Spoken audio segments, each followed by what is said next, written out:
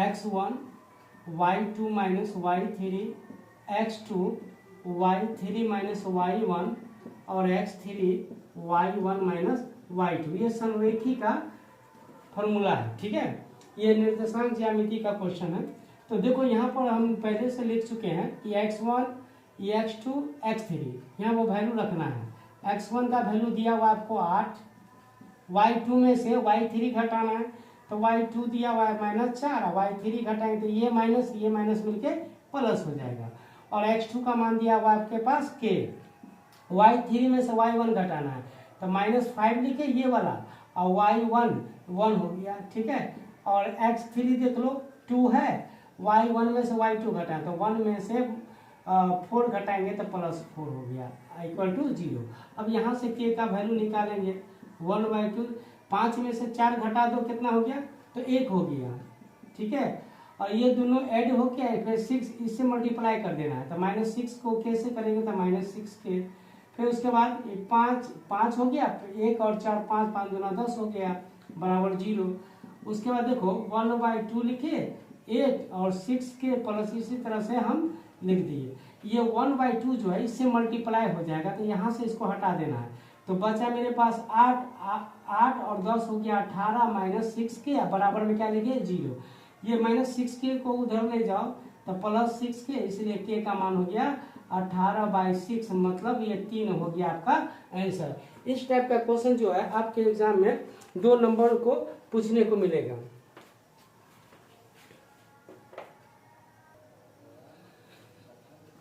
और ये भी क्वेश्चन देखो पूछ क्या रहा है, उस बिंदु का नियामक ज्ञात करें जो बिंदु -2 और 2 तथा -3 और 3 को मिलाने वाले रेखाखंड को 2:3 के अनुपात में विभाजित करता है। इसमें क्या लगेगा अंत विभाजन सूत्र, ठीक है। मान लो कि एक पॉइंट यहाँ है, ये A हो गया, ये क्या हो गया B हो गया, यहाँ पर P पॉइंट है, अंत विभाजन का सूत्र लगेगा। A का पॉइंट दिया हुआ -2 और 2 और B का दिया हुआ -3 और 3, ठीक है। और रेशियो दिया हुआ है ये m, इसको मानेंगे 2 और इसको n मानेंगे 3 के रेशियो में डिवाइड करता है।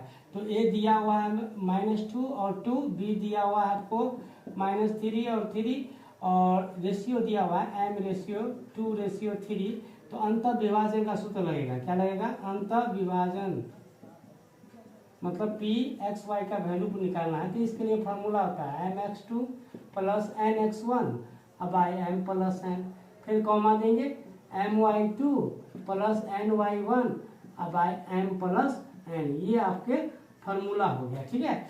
अब यहाँ पर बैठा दो, m का वैल्यू दिया हुआ है 2 तो 2 लिखे, x ये हो गया x1, ये हो गया x2 तो -3, फिर n का वैल्यू दिया हुआ 3, x1 हो गया कितना 2, ठीक है, x1 हो गया -2, सॉरी x1 हो गया -2 और फिर 2 और 3 को नीचे जोड़ के लिखेंगे तो 5।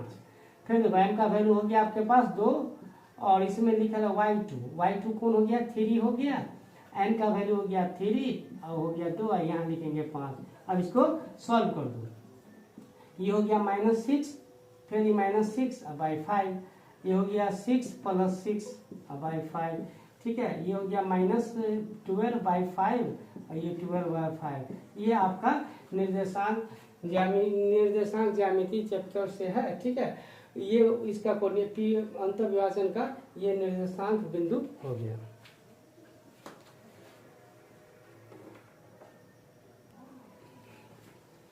और ये भी क्वेश्चन देखो कि यह एग्जाम में भी कई बार पूछ चुका है। बोला है कि एक शंकु के चिन्हक जो 45 सेंटीमीटर ऊंचा है उसके सिरों की त्रिज्याएं क्रमशः 28 सेंटीमीटर एवं 7 सेंटीमीटर, चिन्हक का धारिता ज्ञात है। धारिता मतलब आयतन। तो यहाँ पर फिगर हम लिख चुके हैं, ये R1 मानेंगे इसको, नीचे वाले को मानेंगे R2 और ये ऊंचाई दिया हुआ है, सब कुछ यहाँ लिख दिया। अब याद रखना छिन्नक का आयतन क्या लिखेंगे, धारिता का मतलब आयतन, छिन्नक का आयतन 1/3 पाई h R1 का स्क्वायर R2 का स्क्वायर और R1 × R2। यहाँ वैल्यू रखो 1/3 लिखे, पाई का वैल्यू 22/7 हो गया, h का मान आपके पास है 45, फिर इंटू R1 कितना है 28 का स्क्वायर करो फिर 7 का स्क्वायर करो, फिर 28 इंटू 7 लिखेंगे, ठीक है।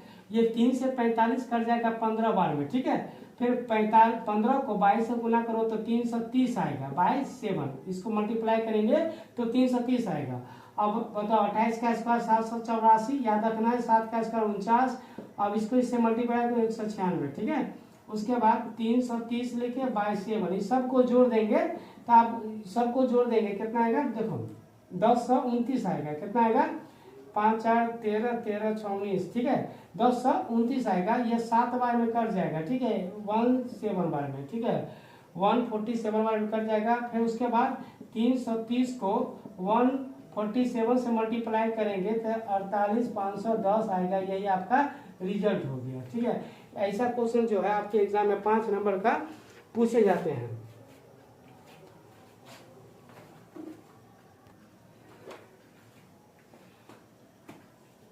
निर्देशांक ज्यामिति से ये भी क्वेश्चन बहुत ही इंपॉर्टेंट है और कई बार आ चुका है। एक्स अक्ष पर वह बिंदु ज्ञात करें जो बिंदु 2 -5 और -2 9 से समदूरस्थ है, मतलब समान दूरी पर है।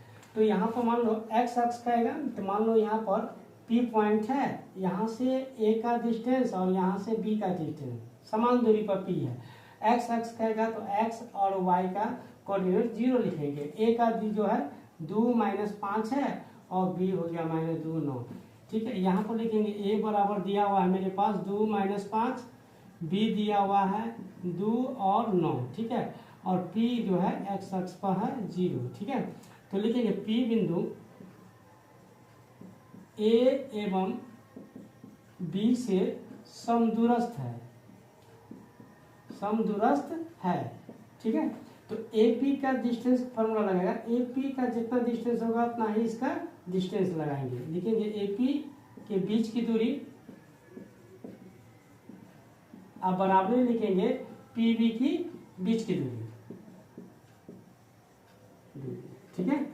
यहां से AP लिखेंगे रूट अंडर ये x1, ये हो गया x2, तो 2 में से x घटा के होल स्क्वायर, -5 में से 0 घटा के होल स्क्वायर, 2 में से x घटा के होल स्क्वायर, -5 में से 0 घटा के होल स्क्वायर। उसी तरह से इधर भी रूट चढ़ेगा, x में से -2 घटाएंगे तो प्लस हो जाएगा डिस्टेंस फॉर्मूला से। फिर प्लस दिए, 0 में से 9 घटाना है तो 0 - 9 का होल स्क्वायर। ये दोनों तरफ से रूट हटाने के लिए दोनों तरफ हम क्या करते हैं, वर्क करते हैं, ठीक है। इस तरह से इसको छोड़ दिया जाता है। 2 - x का होल स्क्वायर, और ये 5 में से 0 गया तो 5 बचेगा, तो 5 का स्क्वायर 25, इसको ऐसे लिखो x + 2 का होल स्क्वायर, और 0 में से 9 गया तो 9 का स्क्वायर हो गया 81। अब इसको तोड़ो, a - b का होल स्क्वायर, एक बार 2 का स्क्वायर करेंगे तो 4 होगा, एक बार x स्क्वायर माइनस तीनों नंबर को मल्टीप्लाई करो तो 4x + 25, इसको भी तोड़ो, x स्क्वायर +4 + 4x प्लस 81, दोनों तरफ से जो समान x स्क्वायर इधर लाएंगे तो माइनस हो जाएगा, तो x ये कट गया, ये कट गया, ठीक है, x स्क्वायर से कट गया। उसके बाद 4 को भी 4 से काट दे, समान साइन है। उसका यहाँ बचा -4x + 25 = 4x + 81, ये प्लस इधर आके क्या होगा माइनस, तो 4x - 4x, ये 25 को उधर ले जाओ, 81 - 25, तो इस दोनों को जोड़ेंगे तो -8x, ये हो गया 11 में से 5 गया तो 6 बचा, 7 में 2 गया तो 5, 56 बचा, ठीक है। तो x बराबर हो गया आपके, x बराबर हो गया 56 में 8 से डिवाइड करेंगे तो 7 आ गया, ठीक है, -7 आ गया। चूंकि -8 था तो P का जो कोऑर्डिनेट निकला मेरे पास क्या था, x और 0 ना, तो P x का वैल्यू निकाले -7 और 0, यही आपका आंसर होगा, ठीक है। ये भी क्वेश्चन कई बार पूछ चुके हैं।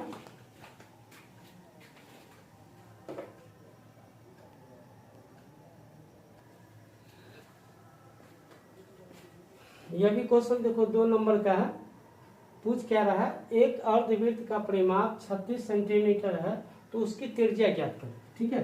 अर्ध परिमाप आप लोग को याद होना चाहिए, अर्धवृत्त का परिमाप जो होता है, ठीक है, r × π + 2 याद रखना है, ठीक है।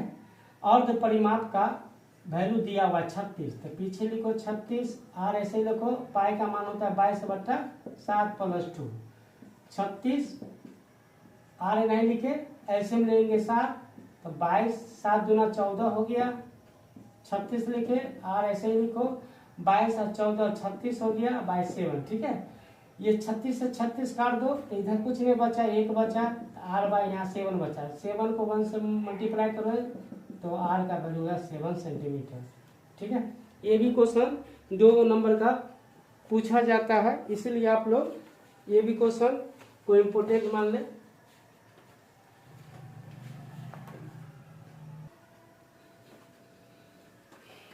ये ट्रिग्नोमेट्री से सवाल है 2 नंबर का, इसको भी आप लोग इम्पोर्टेंट माने। देखो इसमें वैल्यू निकालना है, लिखा हुआ है 5 cos square 60 degree plus 4 sec square 30 degree minus 10 square 45 degree, ठीक है। और इसका जो वैल्यू हो लिखेंगे 1, क्यों लिखेंगे, तो ये फॉर्मूला होता है sine square theta plus cos square theta equal to 1, theta theta समान है तो उसका वैल्यू 1 हो गया, ये फॉर्मूला पर अटैच हो गया, ठीक है। तो नीचे में क्या लिखेंगे, 1 लिखेंगे, ठीक है। यहाँ से बच के आपके पास 5 cos 60 का वैल्यू होता है 1/2, स्क्वायर कर दो, 4 लिखिए, sec 30 का वैल्यू होता है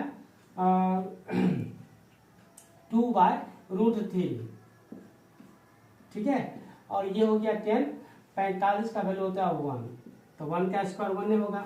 चलो यहाँ 5 लिखे, 1/4 लिखे, 4/3, रूट का स्क्वायर करेंगे तो 3 होगा, 2 का स्क्वायर 4 -1, इसको इससे मल्टीप्लाई करो, 5/4 16/3 -1, 4 और 3 का एल्सियम लेंगे तो 12 होगा, ये 4 का टेबल पढ़ेंगे, 3 बार में 15, ये 3 का टेबल 4 बार में 64 हो गया, 4 से मल्टीप्लाई कर दिए, और यहाँ 1 को कुछ नहीं है तो 12 को 1 से मल्टीप्लाई कर दो, ये दोनों को जोड़ो, ठीक है।